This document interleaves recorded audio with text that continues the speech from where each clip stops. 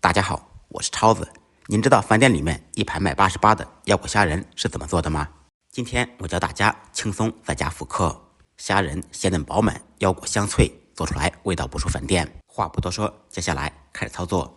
首先准备大虾，剪掉头部，在虾的尾部第2个关节处剥开虾皮，左手按压尾部，右手一拽，虾皮就轻松脱落了。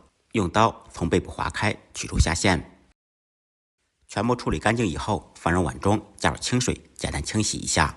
洗好以后，把水倒掉，用手压干水分。处理好的虾仁放入碗中，加入胡椒粉、料酒或者葱姜水，一点点蛋清，少许玉米淀粉，用我的左手抓拌均匀，稍微腌制一下。这也是虾仁鲜嫩不腥的关键。原味腰果加入温水，稍微清洗浸泡一下，这样炸的时候不容易炸糊。洗好以后控水备用。芹菜清洗干净，斜刀切成小段。再来少许红椒搭配颜色，同样斜刀切成小段。切好以后放入碗中，加入清水，稍微浸泡一下。经过清水浸泡，芹菜吃起来更加脆爽。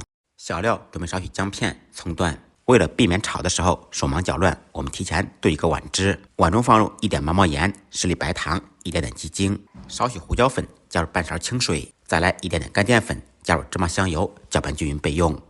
把水倒掉，材料全部备好，接下来开始制作。起锅，锅烧热，倒入小宽油，冷油下锅，放腰果在锅中炸制。开中火，在锅中紧炸2-3分钟，把腰果炸熟炸透。炸至微微变色以后，捞出控油备用。腌好的虾仁下入油锅中，在锅中滑油。很多朋友在炒虾仁时都是焯水，那样就错了，那样做出来不好吃。经过滑油以后，虾仁才会饱满滋润。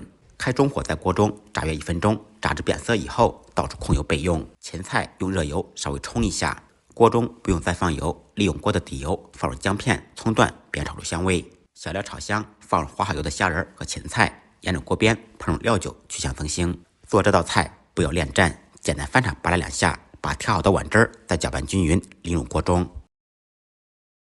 开大火继续快速翻炒，使芡汁快速成熟。